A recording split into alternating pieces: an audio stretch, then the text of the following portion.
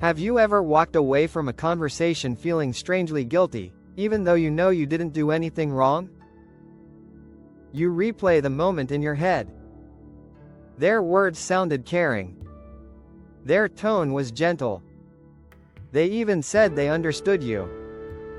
And yet somehow, by the end, you were the one apologizing. You were the one questioning your memory, your feelings, your reality. That uneasy feeling is not confusion. It's a signal.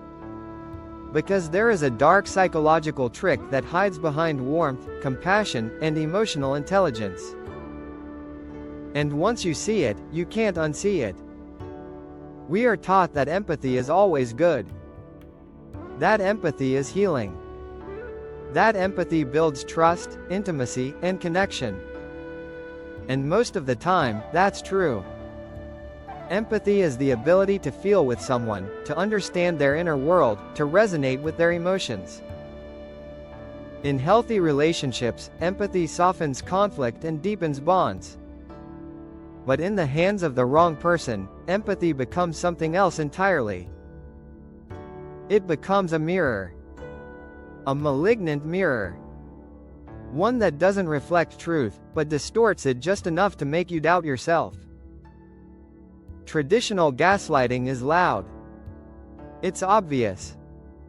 It looks like denial, dismissal, and outright lies. That never happened. You're too sensitive. You're imagining things. But empathetic gaslighting is quieter. Smarter. More dangerous. It doesn't invalidate you directly. Instead, it validates you in a way that slowly rewrites the story. It sounds like understanding, but it's actually control. It often begins with deep emotional attunement. The person listens carefully. They remember details.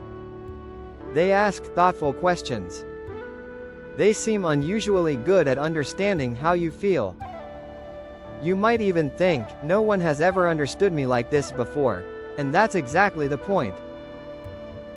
Because before someone can manipulate your reality, they must first map it. They must learn your values, your fears, your wounds, and your triggers. Empathy gives them the blueprint. Once that blueprint is complete, the shift begins. Subtle at first. Almost invisible. During a disagreement, they don't deny your feelings. They acknowledge them. I can see why you'd feel that way, but notice what comes next. Given your past experiences, or because you're already stressed, or since you're sensitive to rejection, the focus quietly moves away from their behavior and onto your psychology. The message is no longer, I did something hurtful. It becomes, your feelings make sense, but they're coming from you, not from what I did. This is the malignant mirror at work. It reflects your emotions back to you, but stripped of their external cause. You feel seen, but also subtly blamed. You feel understood, but also repositioned as the problem. And because the language is compassionate, you don't resist it. In fact, you lean in. You trust it. Over time, this creates a dangerous internal shift. You stop asking, was that okay for them to do, and start asking, why did that affect me so much? Self-reflection turns into self-doubt. Emotional awareness turns into self-surveillance. You begin editing your reactions before they even happen. You silence yourself not because you're afraid, but because you've been convinced it's the mature, empathetic thing to do. The most unsettling part is that the person doing this often believes they are being kind. Or at least presents themselves that way. They may frame their behavior as emotional growth, conflict resolution, or psychological insight. They might use therapeutic language. Words like triggered, projection, attachment style, or inner child. These concepts are real and valuable in the right context. But when weaponized, they become tools of erasure. Imagine telling someone that their action hurt you, only to be met with, "I hear that you're hurting, but I think this is bringing up something unresolved from your childhood." On the surface, this sounds insightful, even caring. But look closer. The harm you experienced has been reframed as a personal defect. Your emotional response is treated as evidence against you, and the original issue quietly disappears. This is why empathetic gaslighting is so difficult to identify. There is no obvious villain, no raised voice, no clear cruelty. Just calm explanations, emotional validation, and a steady drip of reframing. You're not told you're wrong. You're told you're wounded. And that makes all the difference. The longer this dynamic continues, the more fragmented your sense of reality becomes. You may start keeping mental notes, rehearsing conversations, gathering emotional evidence to justify your feelings. You might over-explain, apologize excessively, or feel anxious before expressing even mild discomfort. Not because the other person explodes, but because they gently dissect you until you do it yourself. What makes this especially damaging is that it hijacks your own empathy. You begin empathizing with the person who hurt you more than with yourself. You tell yourself they didn't mean it, that they're just misunderstood, that they're trying their best.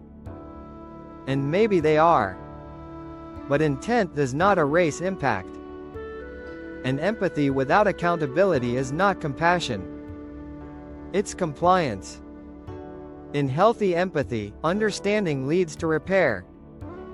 In malignant empathy, understanding leads to control. The difference lies in responsibility.